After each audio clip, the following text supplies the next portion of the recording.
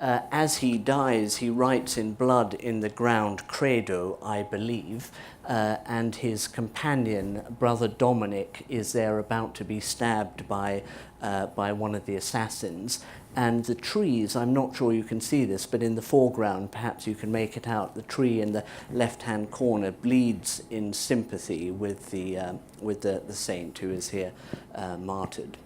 So I was puzzled as to why this was something that you wanted to dwell on. It has to do with the simplicity of simply putting a shadow around a large round orb, which makes the shadow of the eye and the extraordinary closeness and deadness of the eye. So that went into my head as a kind of a note. Just a big round brush mark around the empty space makes the... So it's very much a kind of a workman's looking at how it's constructed and what it can be made. I mean, there would be a separate question of looking at foliage. Having painted trees, there was a secondary looking at all the different ways the artists who'd painted trees in the gallery had looked and approached and I think foliage. we have one of these, which is our Lucas Cranach the Elder, Adam and Eve, which I was so pleased you sort of picked this. This sort of is part of my own sort of first memory of the Courtauld Gallery when I came as a young student, and this was a picture I just sort of burnt itself into my visual memory, and it is of course a story from Genesis. Eve and Adam at that fateful moment where he is offered and accepts the apple standing underneath the tree of knowledge, surrounded by animals. It is, though, I think, singularly sort of lacking in any of the sort of portentous qualities that one might associate with this moment, and it is in a sense sort of delightful and can be enjoyed on a very different level. And there's even, I think, a sort of touch of humour in it. And maybe this is what I remember as sort of a student, as sort of Adam scratches his head, thinking, you know, this probably is not a good idea. But that apple looks so tasty that I'm just going to take a big bite. And curiously, there was a drawing for this painting, a preparatory drawing, which is now lost, in which Eve actually puts the apple into Adam's mouth, sort of almost forces him to take a bite. So she's even more fully responsible for the fall of man than she is here. But this tree, which stands in for, or this painting for various other ones, just to talk about how images sediment themselves in us. For some years I've been painting images of trees with Indian ink on different pages of dictionaries or encyclopedias, 19th and 18th century encyclopedias. Partly because of the way the paper absorbs the ink, it's got the right amount of size in it. Partly because it's not a blank sheet of paper, it has a kind of history in it. And the painting of the trees, as I said, came about because I had a bad paintbrush that was good at leaves but bad at clear lines. And I'd been painting, thinking in my head of Claude Lorrain or other landscape painters and what it was to paint a tree. And it was only after I'd been making these trees for about 2 years that I was, not in your gallery, but at the Kunsthistorische Museum in Vienna, where I came across a memling of the same subject, and Adam and Eve, the Temptation, where it suddenly struck me what I had been painting. And I thought, of course, the central image of the tree in Western art is this tree. And what had I been painting? I'd been painting trees on encyclopedias. These were trees of knowledge. And but this had been a completely kind of absent thought until I'd suddenly re-come across it. But I'm interested to what extent it was one of the things that sits inside you, so that when you're painting a tree, there's an unconscious voice saying, yes, the tree has many associations, go with the tree. Don't question what they are, you don't have to know, just keep going with the tree and it will tell you what it is in due course. I mean, it was also kind of I was caught when I first started going to museums like the Courtauld or the National Gallery, of being a little bit realizing I was so much in the terrain of the Manet beautiful arm of the woman at the bar at the Folies Bergère, or for me at the age of 15 being completely struck by the Botticelli Venus. that it was kind of a shock to think, is this northern vision of what a woman's body should ideally look like, was a kind of a shock and a recalibration. And so there was also no doubt, there's something about, there was certainly at that age, and I'm sure it also sits inside one, of the erotics of looking, of what it is to look and look away, to catch a glance, to be held by something, to be held by an attraction which at a certain point just turns into the paint and the technique of the artist. But an erotics of looking not just at naked women or naked men, but at this transformation of the world into matter, into paint. And it's interesting what you were saying about how one's eye sort of completes images, that these animals, which are all just most beautifully painted, all of them Cranach would have seen. He was a very close member of the retinue of the electors of Saxony and a very good friend of Martin Luther's as well. The only animal he wouldn't have known is the lion, who looks a little bit sort of like a sort of lapdog in Chelsea. But curiously, the point I wanted to make was that this horse at the back, we get lots of people writing into us with questions about the unicorn in the Cranach painting.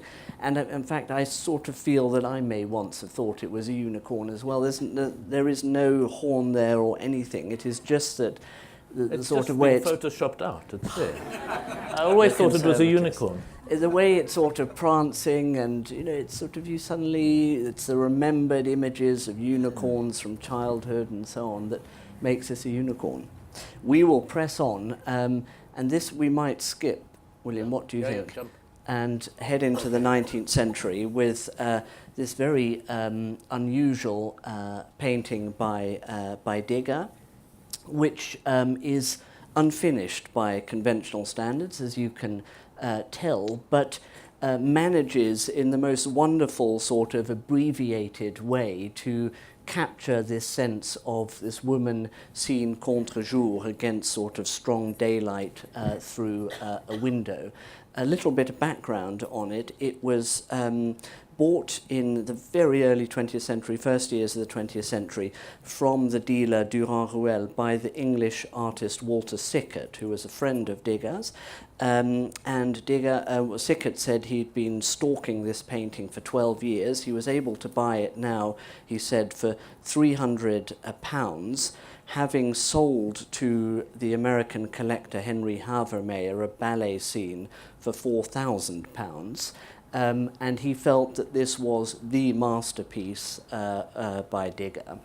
He then writes, curiously, in a little book that he has, a book on Degas later, he says that Degas told me that this painting was made during the siege of Paris, when the Prussian army was besieging the city, and when there was great sort of hardship and famine, and that Degas had found this model, who he described as a cocotte, and had given her as part payment a lump of raw meat that she could go home and cook, but she was so famished that she fell upon it and devoured the whole thing raw on the spot.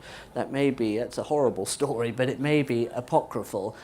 Still, that these sort of narratives, feed into the image from a very early stage. I mean, I think there are a couple of things about this wonderful painting. Firstly, we see it backwards through the Matisse Red Studio, in which is a painting with a monochrome color with single lines that define the space and the object in the studio. And he may well not have, most probably didn't ever see this painting, which would have been in Britain, of that chair against the wall of the studio, but seeing it backwards, one can see how much Degas is influenced by Matisse. But also it's interesting to think of the Paris Commune, and I'm doing a project at the moment which looks at the Cultural Revolution in China in 1968 and student uprisings in Paris in 1968, and both of them referring back to the Paris Commune of 1871. And one of the extraordinary things, I've been looking at the old newspapers from the days of the Commune, and in it they have wonderfully diverse things, apart from the military descriptions of what's happening during the siege and the price of food and all of those things. There are reports on the travels of the Tsar of Russia and the discovery of a big diamond on the diamond fields in South Africa. But there are also several notices about the Beaux-Arts, about the different parts. And one of them is saying that in spite of being under siege by the Prussians and the Commune being there, the competition for the Prix de Rome would still go ahead at the École des Beaux-Arts. Another was saying that all actors and artists have to appear at the Théâtre du Châtelet for military training to go to their positions on the different ramparts of the city. So there's a sense, again, bringing to this afterwards, certainly not something I knew when I first saw it, neither Matisse nor the history of the Commune, of these things sitting and hovering around the painting. In the painting itself, the thing that's kind of miraculous is if you look in the, if you look just next, the red button, yeah. Where's the red button? There. If you look over there, okay, we see two things. We're seeing the street across the road, and we can see the windows and even the pediments of the windows across the road.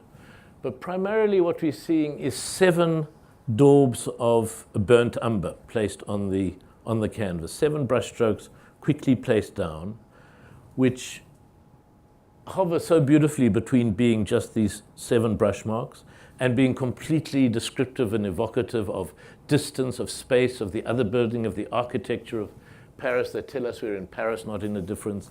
And that's something, again, which it would be very hard to think of Degas thinking, how do I, in 7 brush marks, show the street across the way, rather than saying, within this action, that's what I'm responding to, what's over there, and putting the marks down, with a kind of trust that if you work and you're connected to it closely, the world will come back to you in the associations you make with the marks.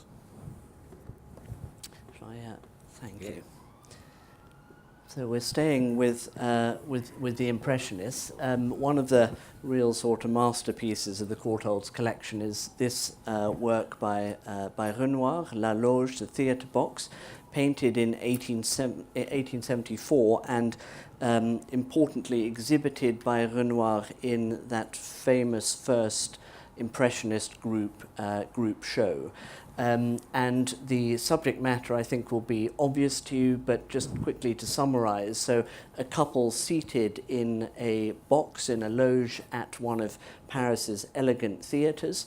The woman for whom a professional model sat has lowered her opera glasses and is looking directly out at the audience, at us, in anticipation of our sort of admiring sort of gazes. The man, modelled by Renoir's brother, Edmond, is not doing what he conventionally should be doing and looking down at the ballet or the opera, but he is doing the opposite. He is scanning the other opera boxes and seats to admire companions who might, admire women who might rival his companion in sort of beauty and allure. So this is all about the sort of the play of gazes that was part of the sort of modern character of the city that Renoir was so interested in. It was, of course, subject matter that was deemed totally unsuitable and inappropriate for high art, and hence its rather sort of extraordinary reception in 1874. I mean, for me, it's interesting that in my head, although I know the painting very well, I'd seen the woman as having the opera glasses in front of her. That's because the drawings which I've done based on the Tyrelis, it's always the woman with the opera glasses. And there's something about the opera glasses themselves that has to do with their rich blackness, and there's almost nothing there. You could be painting just a line of blackness across the eyes, like a kind of identity parade where you're hiding the identity of the man. And it's just a few highlights that are needed to turn them from this black band across the eyes into the very clear binoculars or opera glasses. And I suppose that image of someone looking has stayed in, partly because of the pleasures of drawing in charcoal, the blackness of binoculars or opera glasses, but I'm sure also, as you say, for the associations of a returned gaze, the activity of looking, continuing from the picture frame backwards out or across into something else.